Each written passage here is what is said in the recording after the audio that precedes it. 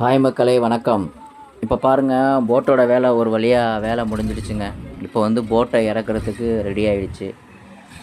போட்டை இறக்குறதுக்கு அடியில் பெட்டி கட்டியாச்சு. பெட்டி கட்டி போட்டு இறக்கக்கூடிய தயார் நிலையில் தான் இருக்குது போட்டு.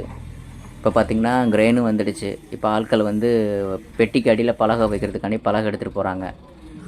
பலகை வச்சாச்சு. இப்போ கிரெயின் அனைத்து மூலியமாக டச் பண்ணி கொஞ்சம் கொஞ்சமாக மூவ் பண்ணி பெட்டி நகருது. பார்த்திங்களா, பெட்டி நகர ஆரம்பித்தாச்சு. போட்டு அப்படியே கொஞ்சம் கொஞ்சமாக இறங்குது. பார்த்திங்களா, பெட்டி நகருது. பார்த்திங்களா, கிரெயினில் அந்த கிரெயின் டூமை வச்சு அணியத்தில் டச் பண்ணி போட்டு தள்ளுறாங்க. நகருது போட்டு கொஞ்சம் கொஞ்சம். பார்த்திங்களா, போட்டு நகருது. பார்த்திங்களா, ஆட்கள் அந்த பெட்டிக்கு அடியில் பலகை வச்சுட்டாங்க. பலகை வைக்க வைக்க என்ன செய்யும், அந்த போட்டு அந்த பெட்டிக்கு அடியில் ரோலர் இருக்கும், இரும்பு ரோலர். அதாவது 5 ரோலர் இருக்கும். 5 ரோலர் அப்படியே ரொட்டேட் ஆகும். ஆனால் அந்த பலகை அந்த ரோலிங்கில் போய் உட்காந்தனால என்ன பண்ணுவோம், அப்படியே அந்த கிரெயின் மூலயமா அணையத்தை வச்சு டச் பண்ணி தள்ளும்போது அந்த பலகையில் ரோலர் உட்காந்து அப்படியே ரொட்டேட் ஆகும். இப்போ அதே மாதிரி இங்கே இருக்க மாதிரி இப்போ நெக்ஸ்ட்டு பலகை, இங்கே உள்ள பலகை எடுத்துகிட்டு போய் மறுபடியும் திரும்ப பின்னாடி வைப்பாங்க.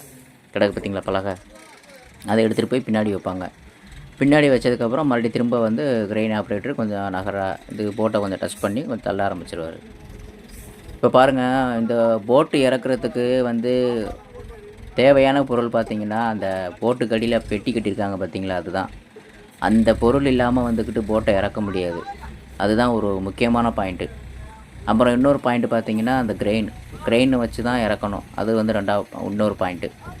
3வது பாயிண்ட்டு பார்த்திங்கன்னா, நம்ம ஆட்கள், இந்த போட்டை இறக்கக்கூடிய ஆட்கள் இருக்காங்க பார்த்திங்களா, அவங்க தான் லொக்கேஷன் சொல்லணும். லொக்கேஷன் தான் அவங்க தான் அந்த பலகையிலக்கெல்லாம் செட் பண்ணிவிட்டு எல்லாம் செட் பண்ணியாச்சு.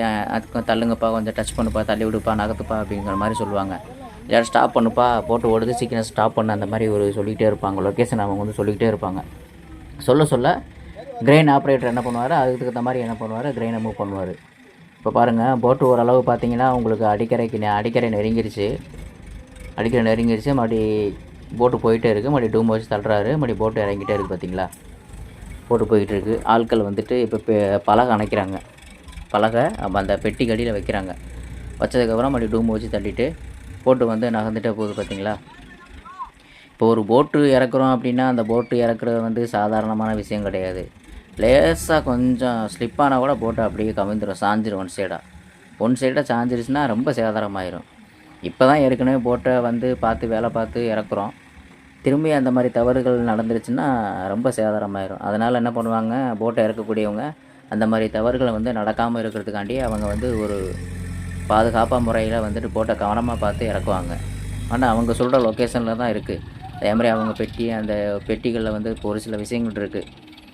அந்த பெட்டி 2 சைடும் என்ன பண்ணுவாங்க, கைத்தை கொடுத்து போட்டில் கட்டிக்கிடுவாங்க. கட்டிட்டு சேஃப்டியாக தான் அங்கிட்டு இங்கிட்டு போட்டு நகராமல் சாஞ்சிடக்கூடாது, அங்கிட்டு இங்கிட்டு சாஞ்சிடக்கூடாது அப்படின்ட்டு சேஃப்டியான முறையில் இறக்குவாங்க.